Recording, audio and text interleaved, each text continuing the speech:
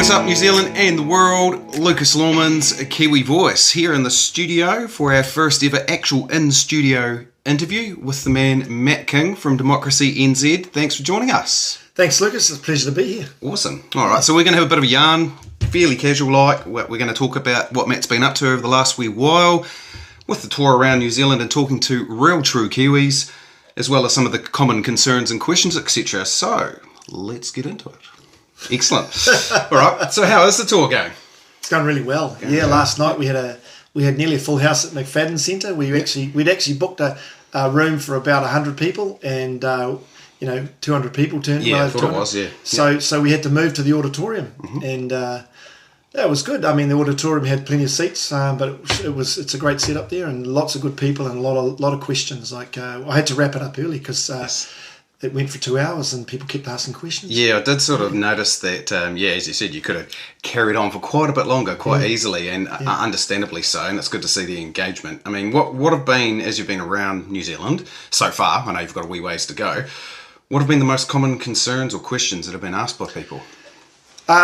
There's a large amount of concern about the fact that no political representatives came out and spoke to the protesters or the freedom movement or addressed any of the issues that people have. That was massive. Also, the perceived or the control that seems to be exerted on New Zealand from overseas, World Health Organization, UN, the WHO, those sorts of things. Yep. There's a lot of people concerned that we're being played from overseas. There's a lot of those thoughts. So people are really unhappy and unsettled at the moment. And there's a lot of people that are politically homeless. Yep. That's pretty obvious to me. Yep. Yeah, no, I mean, and I did notice that as well, and I have got that further down in the questions, and I noticed that you sort of answered that to the best of your ability in terms of the global organisations and that sort of thing that's been going on, because it comes up a lot. And on Kiwi Voice, I'm regularly getting comments posted, etc., and saying, I've sent this to Matt King, I've sent this to Chantal Baker, I've sent this to you now. Can someone investigate it? So good to see that you are responding. So just clarify your position on that. If New Zealand signs up to any of these agreements or treaties or whatever, what do you think you would do in response to that should you get into Parliament? Okay, so we're a sovereign country, we govern ourselves, and any incoming government is not bound by what the previous government did. Yeah. They can change any law that the previous government did by having simply one vote majority.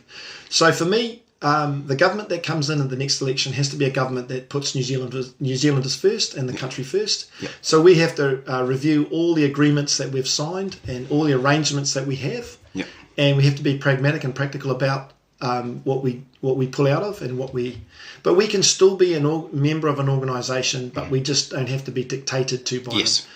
So I think there's a strong will amongst Kiwis that we paddle our own canoe, and we do what's right for our country, and we put our country first. And I tell everyone when I'm going around the country that the government that gets in, the next government that gets in, has to be a government that puts New Zealanders first. Yeah, 100%. So is that a normal sort of process from your experience in Parliament?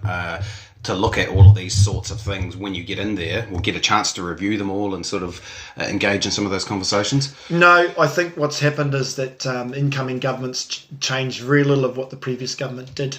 And I think that's been a fatal flaw. In that they campaign on it that that's bad for the country and that there's issues with it or flaws in the legislation, and then they don't repeal it when they come in, because sometimes it might be politically risky to do it, and so they just continue on. So for example, the Labour government that did a massive bribe of student-free loans, interest-free loans on students, that sort of thing, which was just a massive vote buy, and then the incoming government didn't revoke it. So there's a lot of issues there where incoming governments they talk the talk but they don't walk the walk. Yeah, for sure. So other than those being the most common questions that you've encountered in queries and concerns, what else is being asked of you, or what other comments are people making?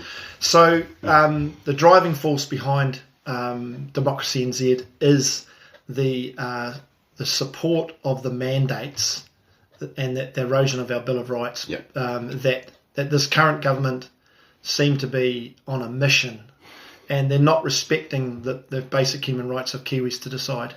That's massive. That's really a big issue at the moment, and that's causing a huge amount of misery and pain and suffering for people. I think that when the new government comes in next year, there's a lot of healing and a lot of putting right needs to happen.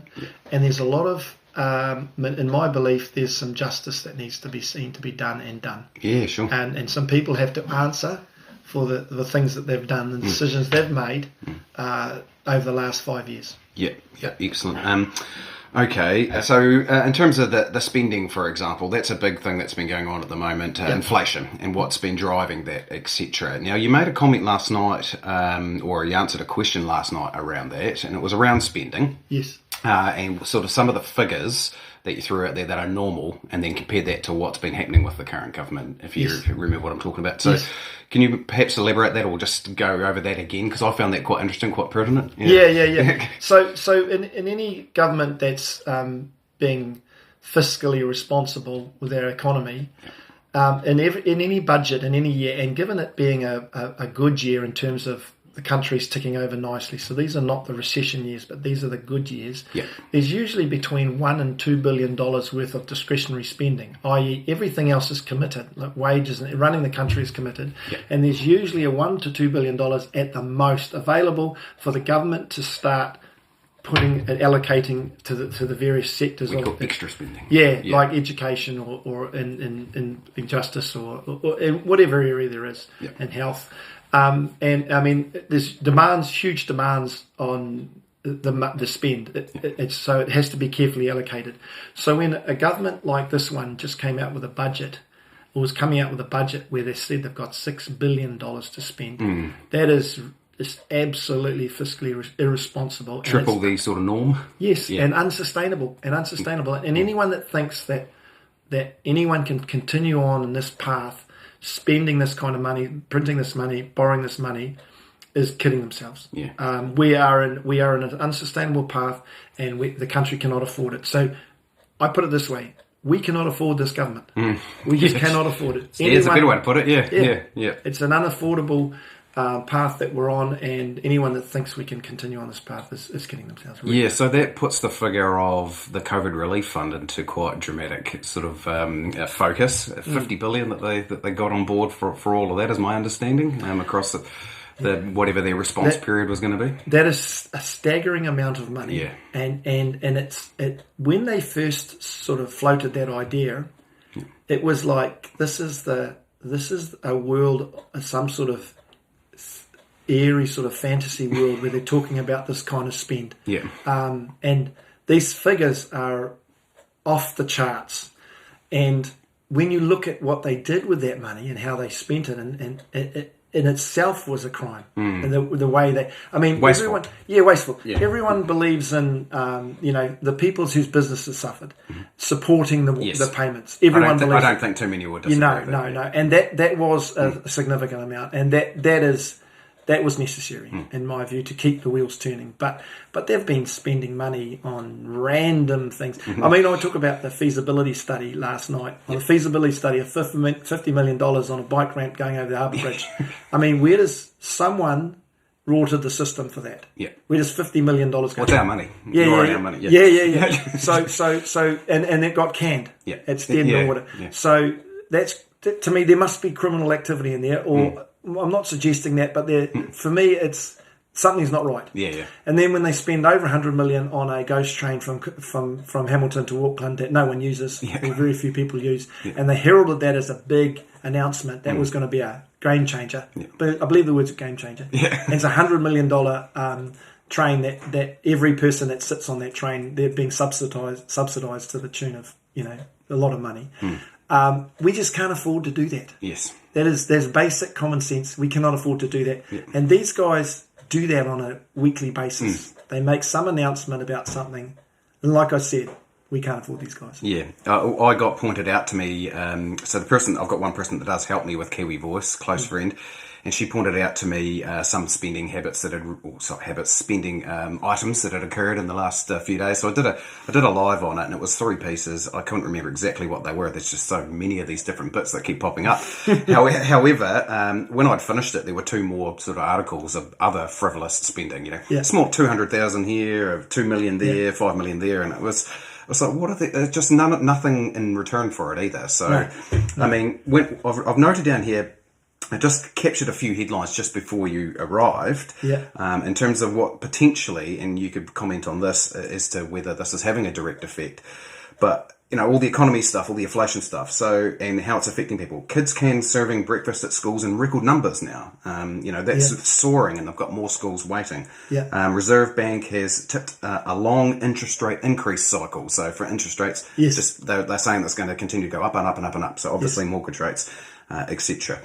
Petrol's obviously back over $3 a litre. Yes. And builders are facing a critical jib shortage and having to import from all sorts of random places. So do you think all this wasteful spending is fueling all of that kind of inflationary activity? Absolutely. Yeah. And I can tell you that it all kicked off with the money printing that the Reserve Bank did under instruction from the government. Yeah. Even basic economics 101 tells you that when you increase the money supply, you create inflation. Yeah. And it's for me, when they announced that they were going to do that, it makes, as night follows day, we're going to see massive inflation. Yeah. And then we have to see correct interest rates rising to try and rein that in. Yes. So when they blame the Ukrainian situation or anything else happening overseas, when what we've got in our country is massive monetary, it's sort of a monetary policy that is, admittedly some other countries are doing it. Japan and the US and most of the major economies have been printing money. Yes, they have. Yeah. So we're not alone in that. No. But there's no justification for it. I think it's just it's an easy out, but it's like a heroin addict taking a hit. Yes. And fixes it for them. Fixes it then, but there's a massive hangover that's going to come. And the longer you keep jabbing up and taking those hits, the worse the hangover is going to be. If you keep going, you're going to eventually kill the animal. Yeah. Kill the host. And that would kill this country. But financially, at some point in time, that I liken it to this, Lucas. It's like in 2017, the parents went away for the weekend, and the kids had a massive party. They trashed the house and they really upset the neighbours. And the parents have got to come home, fix the damage, repair the relationships with the neighbours, and start paying the mortgage. Yes. And that's what's got to happen. The adults have got to come back into the room, and we've got to get back on track. I've heard you use that analogy before, and I appreciate it. I really do. The size of the service, the public service, I always get the words wrong for this, the government employees right across all the different departments, etc. Bureaucrats. How it's blowing up big time.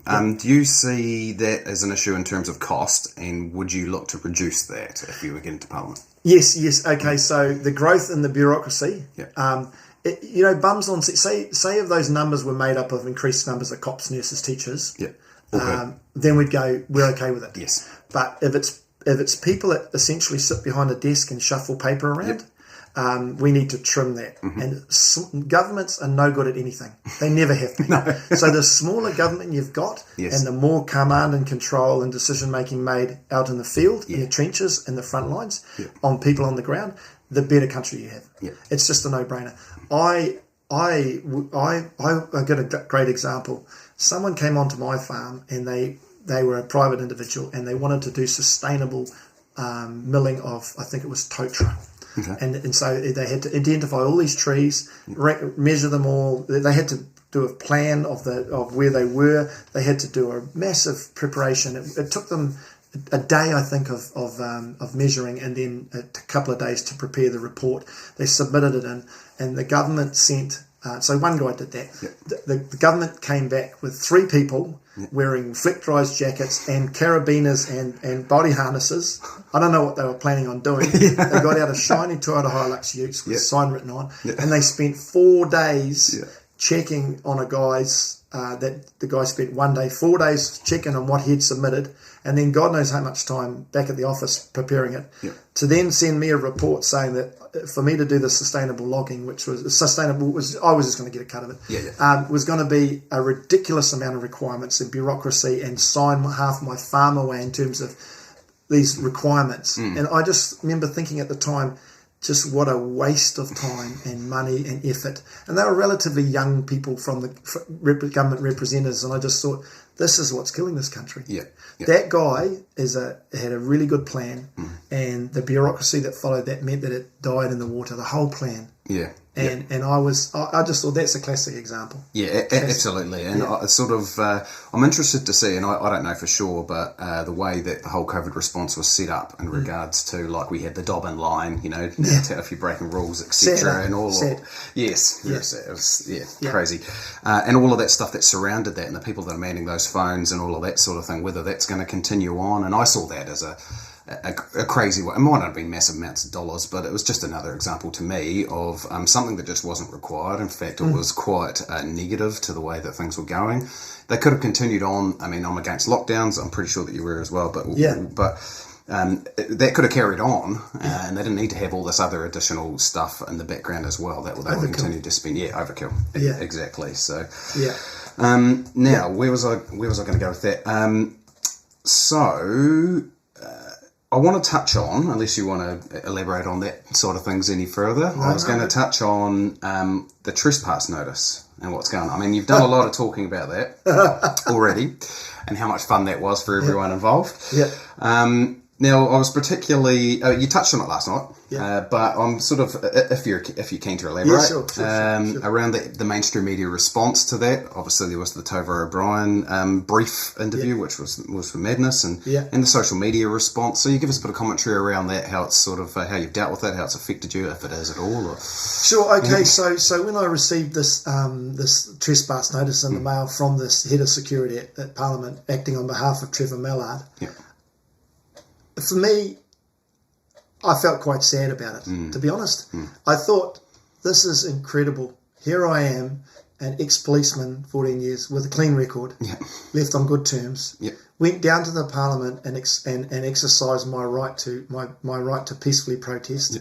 I never engaged in any confrontational type behaviour at all. Like 98%. Like it just had everyone there, except for the last few that really came in that weren't protests. And I did that, and I felt that for them to trespass me off, there must be some other motives behind that.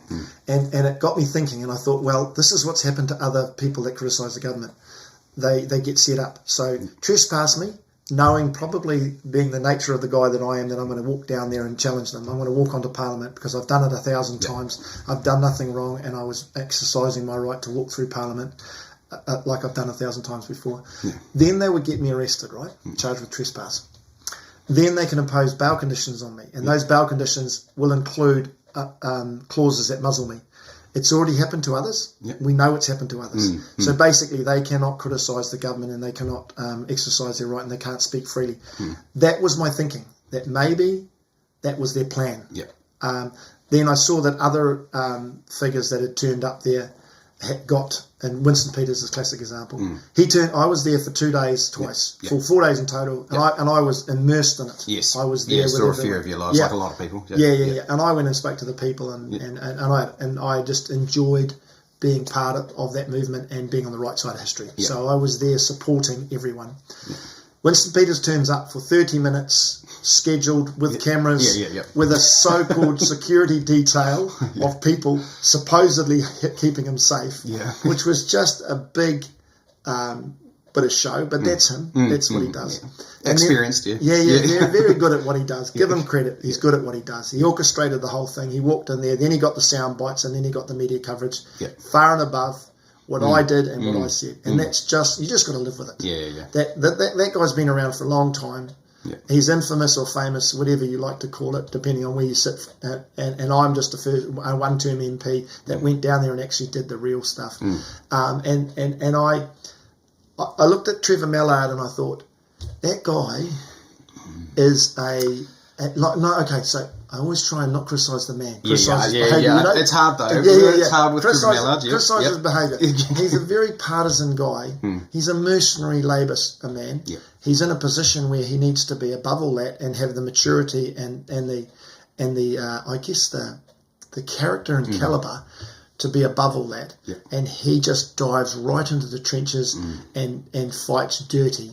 And him trespassing people off like ex-MPs for doing nothing wrong was incredibly and unbelievable and unconstitutional. Yeah. But on the upside, it gave me a bit of publicity. Yes. A fraction of what Winston Peters got, but it gave me a bit of publicity, and it gives me another bullet to fire at them, because and not literally. Yeah. For the record, I'm a peaceful guy. I'm a peaceful guy. I stood there at that protest and I said to people, please don't get arrested. Yeah. Please, the fight's not with the police. Yeah. We are fighting the good fight in terms of being on the right side of history, and our body autonomy is sacred. And so what I feel was, if there was a reason to protest, the protest at Parliament was the most justified, real reason to protest that I could even think of. Yeah, absolutely. And I went there to gather evidence, because I'm an evidence and facts guy, and I gathered loads of it. Yep. I spoke to people that whose personal lives had been turned upside down. Yep. I spoke to people that live in horse trucks now, because their houses are gone, because they sold their house because they lost their job. I spoke to people whose families were separated, who have been tight families for years, and who now don't speak to each other. Yep. And I look at that and I see that's harm and suffering and pain inflicted by us, by our government, on us, needlessly, and not backed by science. And I see a media, and it's not all media, and thank God for citizen journalism and people like yourself, thank you, doing the hard yards, that some of our mainstream media are totally bought and paid for. And it's sad, and we're not a democracy when we've got a media that we've got. Yeah, I'm glad you pointed out that last night actually as well, at the McFadden House, I think. McFadden Centre, around the mainstream media, and how you said, look, there are actual real good people, good journalists in those organisations, and there was a little bit of a from the crowd, because it's a pretty touchy subject, specifically in the freedom community at the moment. But I'm with you on that, and I think it's important to make that distinction, because if we're going to rescue media and news media in New Zealand, we're going to need those people that are working for stuff, and for NZ Herald, that are actually good, and that actually write some unbiased stuff. I'm with you as well in terms of just a real brief story of mine. You're probably familiar, I cover all the Freedoms and Rights Coalition process. I've said that too quick. Freedom and Rights Coalition protests here in Christchurch. We've had some massive protests, like 5,000 to 8,000 people on a number of occasions, further back. And talking to people, and that was sort of how the channels kind of evolved, really, was covering that stuff. But getting amongst the protest and actually just talking to these people. And as you said last night, doctors, nurses, ex-policemen, corporate employees, business owners, but people on benefits, just right across the board. And that's the thing that's made me the most sad, is that those stories of division, and that overall feeling of division in society. And everyone's got a story about the friend that they've lost, about the family member that they haven't seen for ages, all around this vaccine issue. So it's good to hear you sort of acknowledge that. And it is one of the saddest things for me as well. And I'll just touch on what you said also regards Trevor Mallard. Again, won't get into too much deep stuff there, but some of the strongest images from that 3.5 week protest at Wellington revolved around him for me, and that was standing up on level 1 or level 2 of Parliament House, staring down at the peasants, with his mask on, and telling media not to go down there, and just I couldn't believe it was happening in New Zealand. It was just some of that stuff that just unfolded throughout that whole protest was crazy. Arrogance personified. Yes, and I believe a person whose behaviour, let us say that, is not up to standard for the position he holds. The man needs to go. He needs to go. In fact, I'll have anyone else in Parliament, any other MP in that position than him.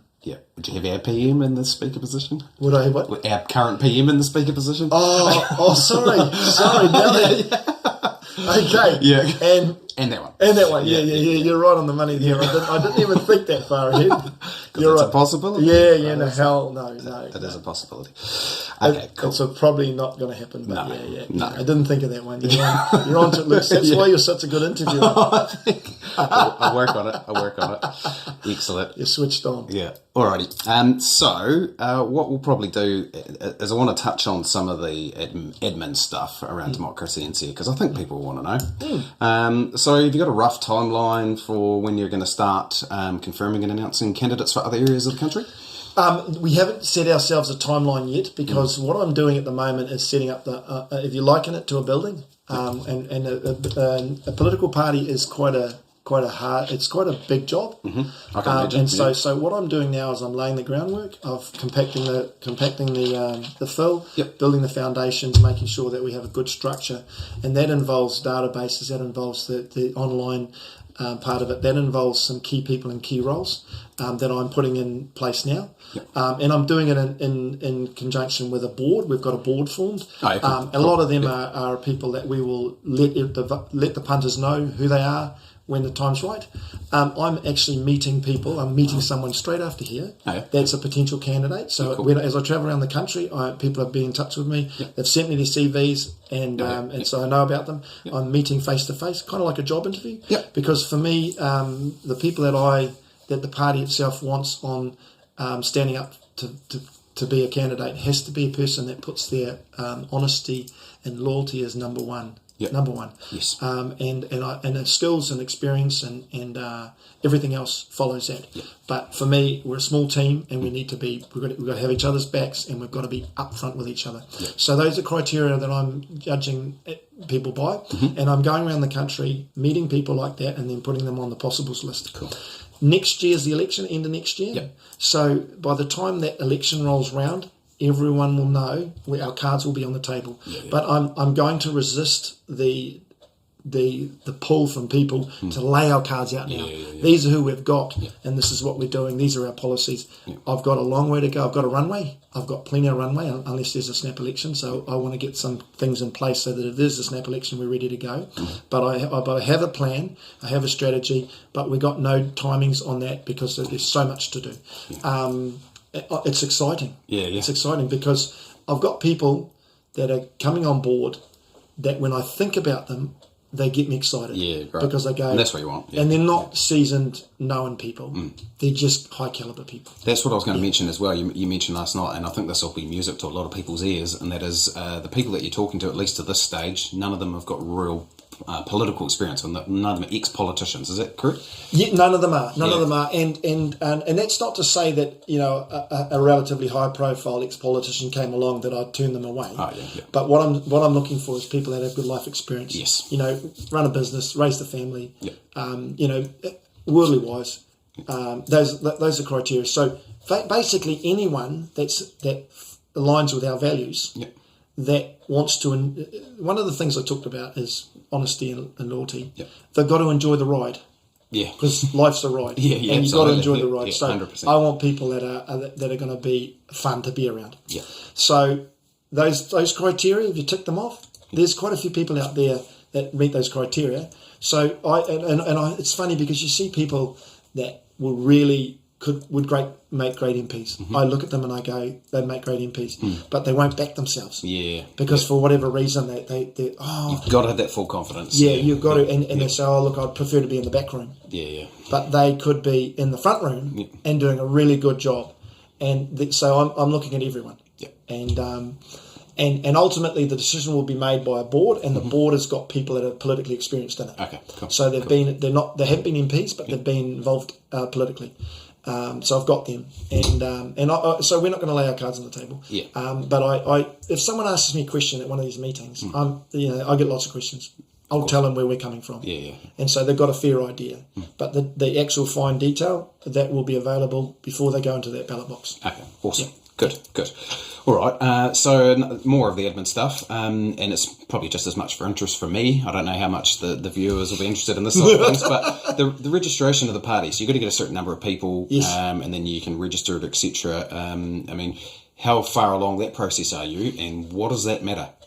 Okay, so it's an essential part of starting a party is you have to have 550 members that you submit to the Electoral Commission because they want 500 members. So they allow you to submit 550 because there's always a few people that mess things up and they're not. And you have to be eligible to be a registered voter to be a member. You've got to pay a sum of money.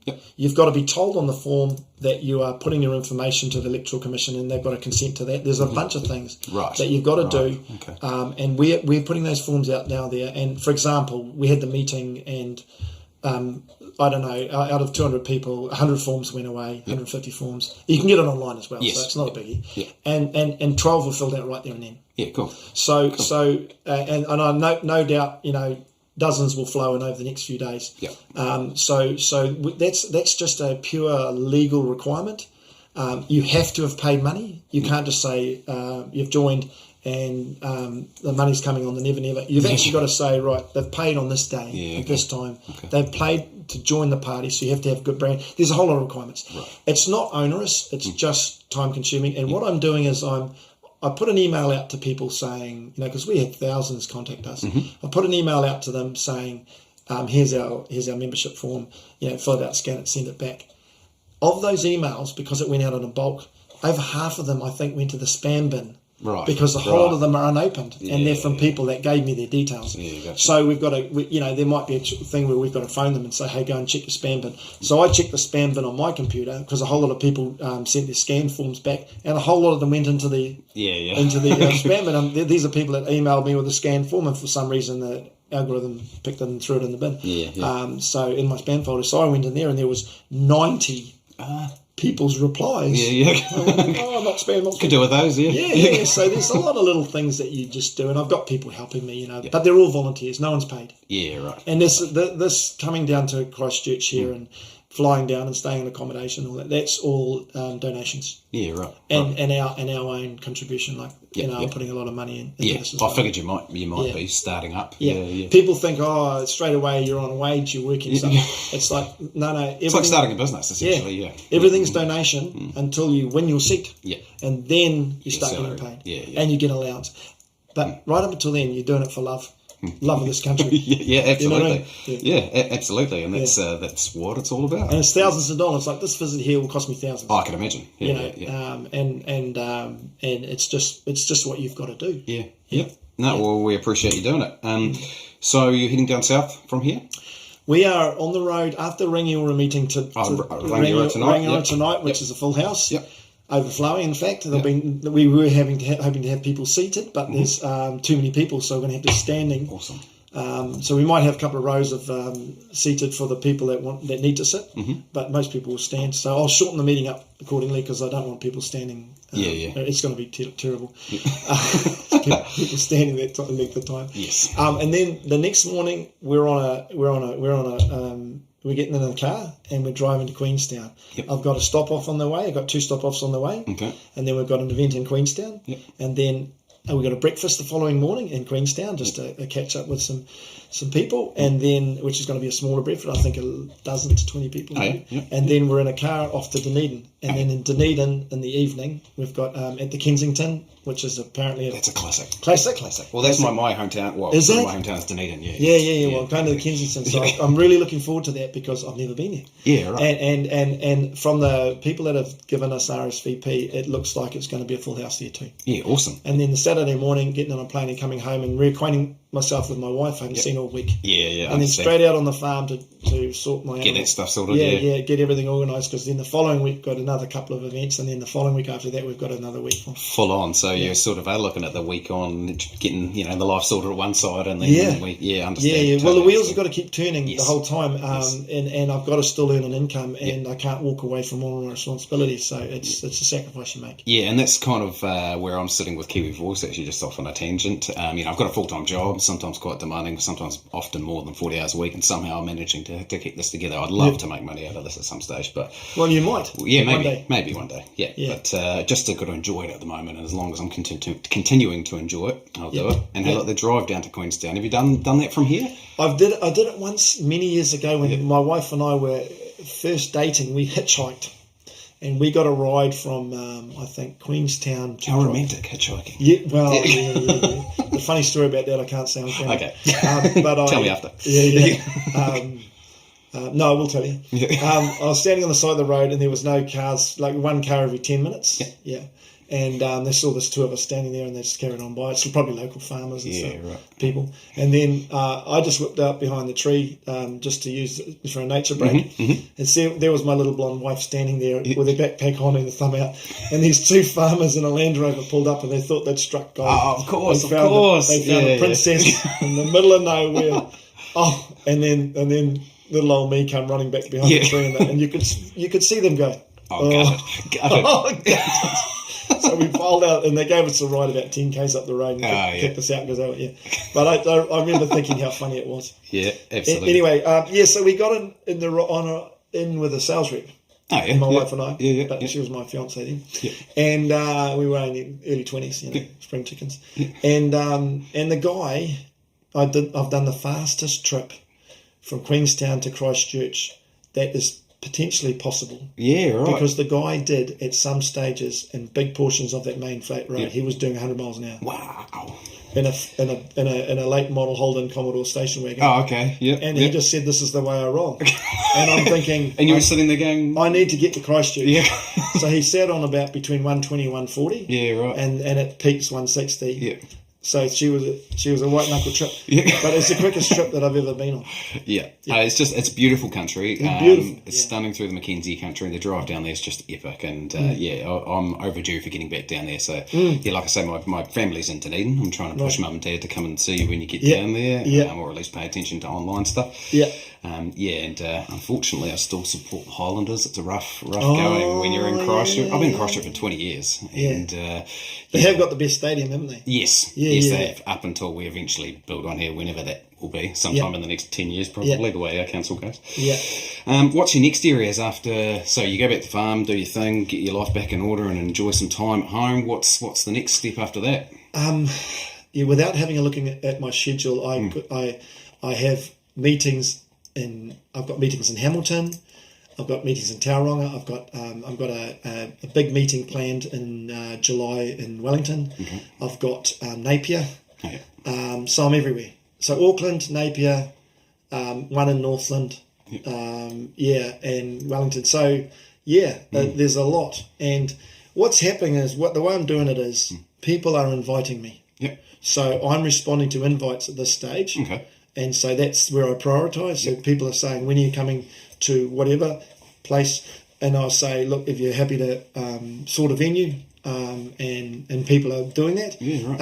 And then so they get priority. Yep. And then once I've been to all the places where I've been specifically invited to, then I will start reaching out to the other areas. My intention is to get to pretty much every reasonable population centre in the country. Excellent. And so that's why I need 18 months. Yes. And absolutely. That's why I need members to join and donations. Yeah, for sure. Absolutely. Yeah, get amongst it. Yeah. The money will not be wasted. I can guarantee any donations will be gratefully received. Yeah. There has to be no conditions attached to that money, other than don't waste it. Yeah, well, of course. And I'm very careful with what we spend and where we spend it, but it's all related to getting this party off the ground. Yeah, and when you say no conditions attached, that's purely from a transparency and so nobody can accuse you ever of sort of following the money to any particular direction. I'm not going to be anyone's bought and paid for porn. Yeah, so that's right from the get go. So I get accused. This is one thing I was going to tell you about, Lucas. A lot of people, and they are our opponents, very clearly, are spreading misinformation about me. Yep. For example, one reporter said, I'd heard that you've been banned from council buildings. Yeah, okay. And I'm going... Where'd that come from? And where's your evidence? And someone else said that I had been very anti-Semitic in my comments, and I just said... I did hear that you mentioned that last night, and I was I'm just saying, if you are going to make an accusation like that, you produce the evidence. Yeah. Because it's very easy to throw the allegation. But that's just politics for you, people are trying to pull you down, and they'll just use whatever tactics. Dirty. And the truth always wins. Yes. Truth always wins. Yeah, 100%. Speaking of misinformation and disinformation, the current government's putting quite a bit of effort into what they call mis and disinformation with monitoring, etc. on social media. Do you see that as an ongoing issue for the wider public? Or? Totally. I see this government as a cancel government, a cancel culture government. That when I see the government talking about misinformation, the irony in that, when I see them and I see some of the mainstream media talking about misinformation out there, and I'm going, you guys are the biggest spreaders of it.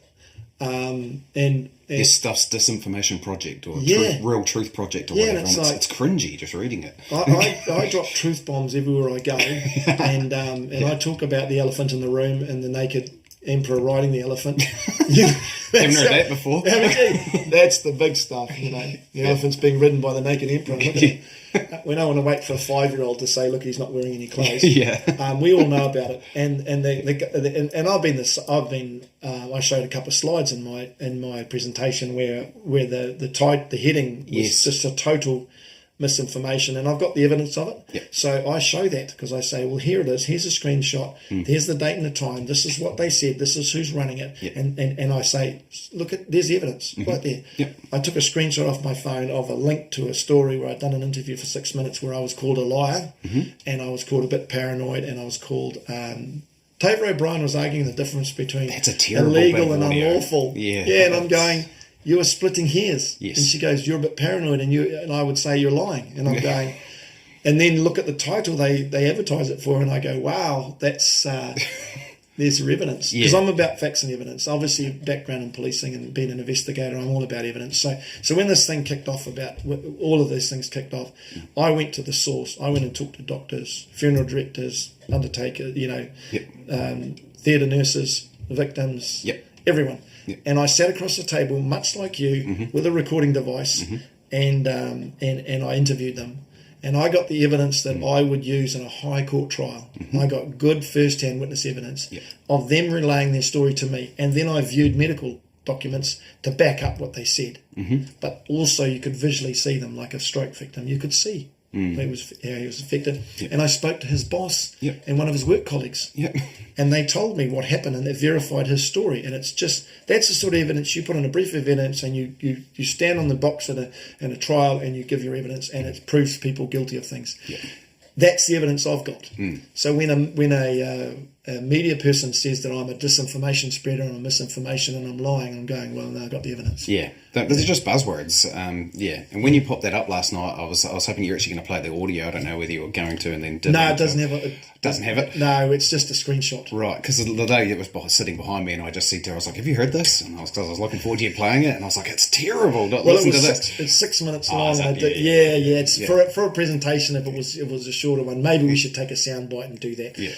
But that's just the incredible that sort of stuff happening, and I love it when I can show people. You can actually say, hey, here it is right in front of you for your own viewing pleasure. I'd love to know what the viewership numbers of that new adventure is with Tover, etc.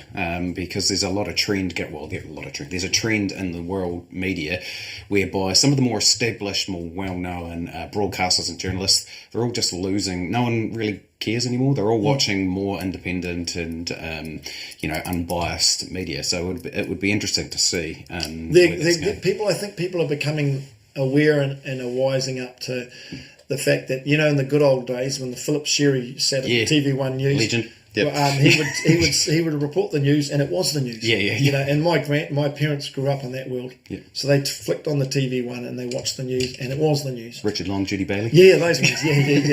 And now you turn on the TV and you get a sustained propaganda. And what amazed me was, so COVID's wearing off now. People are aware of it, and they're starting. Back comes climate change. Yes, big time. And we never heard from it for 2 years, and now climate change is going to take us all down. So I showed that funny clip where it said, where the guy was in a suit, and it said, now we've got really dangerous climate change causing coronavirus. In a big bubble. And a guy in a big bubble suit with a funny old hand at the front. And I just thought, that's gold. They chuck these big sort of shock headlines up on Stuff's the one you referenced a couple of times, and I keep an eye on them the closest as well. But Stuff and News Hub and NZ Herald, I sort of try and do the loops around and see what they're up to. They'll chuck a headline up, and you'll see it disappear pretty quick because obviously no one's clicking on it, kind of thing. And you'll check the most read for the day, and it's right down the bottom. So they're definitely trying it. And when I mentioned all this economy stuff before around the kids' lunches and petrol, etc., the headline that they had for the builders facing critical jib shortage, a big headline just before you arrived, and it was builders against the wall as jib shortage hits. And I was like, why are you making light of that? Why would you make a joke out of that? And they said a dozen builders firms have gone under, and I was like, but you've got a joke for a headline. That's crazy. Oh, totally. And it's just ongoing. That sort of, clickbaity type stuff. Yes. And as I said in my presentation last night, like the stuff.co.nz, so they were going down the wall. Yes, they were going down. That's right. They got sold for $1. Yep. And I said, well, whoever bought it got ripped off. Yeah. Because they are just a propaganda arm of the government. However, what they did was they now started doing the government propaganda, and they got all the advertising, and now our taxpayer dollars are keeping them afloat. Yes. And they're asking for donations every time you go to their site. And Yeah. And it's like, why would we support them? Yeah. You know, why would we do that? Yeah. We were talking about climate change before, and the COVID thing, and I just remember, I'm just trying to think. Yeah, that's what using it for. This pedal affair. Yes. Yeah, and everyone's always got to be scared of something. Yeah. And unless they're peddling that, Easier to manage. Yeah. And so I, with my background of being an investigator for 24 years of my life, I'm fairly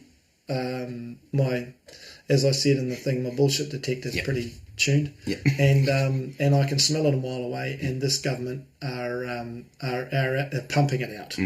You know, there's no shortage of it. Yeah. Industrial scale, commercial grade production of bullshit. You know, and I just look at it and I go, a lot of people are believing it. Yeah.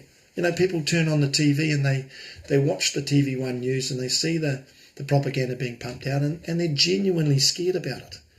And I look at it and I go, the only people that were dying from this were the old and the weak, who are the ones that die anyway from it, which is sad. Yes. Oh, any death is sad. Yeah, no one's disputing that. Yeah. But the kids and the middle-aged people and the healthy people, their fatality rate from this virus is minuscule. Yeah. And so the country could have kept going. Right, and 100%, and we should have just protected our most vulnerable. Yep. So I would have definitely locked down the rest homes, and I would have definitely protected the people that were most vulnerable. And one of the ways you could do that is you could say to people, right, if you are immune compromised or you are weak or elderly and you live at home, you get priority grocery delivery. Yep. So you don't have to get in a queue. You're prioritized. Yep. So all the grocery delivery crowds, it could have been a business started up in that alone, is delivering it so that I did it myself when I was an MP. I was delivering bags of groceries for old elderly women from the rest home. Yep. And I would go in there, and they had grocery lists that were quite specific on what brand they wanted. Yeah, of course. What quantity that they wanted. Got to get it right. Very painful grocery shopping. Very painful. Yep. But I would do it because it was the right thing to do. And then I would the rest home people organised payment through so that was paid for. Yes. And then I would carry these groceries to the house, and I'd knock on the door, and I would put the groceries there, and then I would step back 2-3 meters, and an elderly woman would come to the door and open the door. Thank you so much. Yeah. And I did that, and that was one of the things that I really enjoyed doing. Yes. Because I thought to myself, that woman's living in fear. Yep. So I did that for several. That woman's living in fear, this particular one I'm talking about. Yep. And just me going down and spending half an hour, because she lived near the supermarket, and doing that was just worth it. Yeah, absolutely. It was just worth it. I can get that. Yeah. I would have felt the same thing if I'd had the opportunity to do so. I'm sure I would have had the same feeling, I think. Yeah.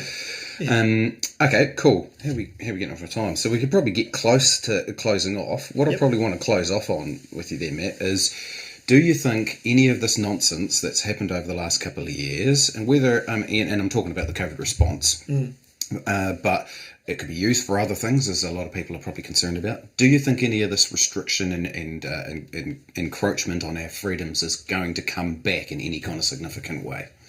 Okay, so that depends on who gets into government. Yeah, okay. Because I believe that very early on, the red flag for me, or the smoking gun, those terms, is the fact that treatments for this virus were being suppressed. Yeah, they were. Very clearly. Yep. Yeah, and people, what mainstream media would say that you and I are a bunch of conspiracy theorists, anti-vaccine, weird guys talking thing. We're dropping truth bombs. Yep. When people, when a medicine that's been available for decades, and we won't say it because I don't want to get you. I know what you're talking about, though. It starts with I. Yep. Anyway, when that stuff is available and it works, and it's worked for millions of people over the world, safe. and we're not allowed to bring it in, and we're not allowed to get it prescribed, and if a doctor prescribes it for anything other than what it was originally designed for, they get struck off, or they get really censored. There's no money in it because it's cents in the dollar to make. And you hear it's being suppressed. And then not only do I take that because I don't know the medical world, I talk to very experienced doctors who say to me off the record, the first thing that happens when something comes along that's a health issue is treatment protocols are developed. That's priority. And so if there's a common, safe and effective drug that's available that wasn't manufactured to treat that but is effective against it, and they know it's safe and effective, they use it. The protocols come in, and there might be several different ways you can treat something. One from preventative, getting healthy, to straight out pharmaceuticals or a medical intervention, a surgical intervention. There's various ways that you can attack these different things. There were none. So basically the doctors were getting hold of their medical councils and the Ministry of Health and saying, well, okay, we've got these patients coming in, how do we treat them? And there are none. Give them some Panadol, send them home. And when I heard that, and doctors told me that, they said, this is not about health. Because these protocols have been, none of them are here, and there are ones we're hearing about them overseas. So that told me then that this is not about health, this is about something different, and I wouldn't like to speculate on what that would be because I'm only guessing, but it ain't about health. So therefore I believe, and I'm watching what's happening, I'm seeing all this control and people wearing masks, driving around in their own car, on their own with a mask on, and I go, I know that woman, I'm only saying it's a woman because I'm thinking of one particular time with a woman, but there's plenty of blokes. I know that woman. I know she's a smart woman. She's a professional. She's got a mask on that don't work. Driving in her car on her own. And it was really sad for me. I saw that and it made me sad. I thought, what have we come to? Critical thinking's gone out the door.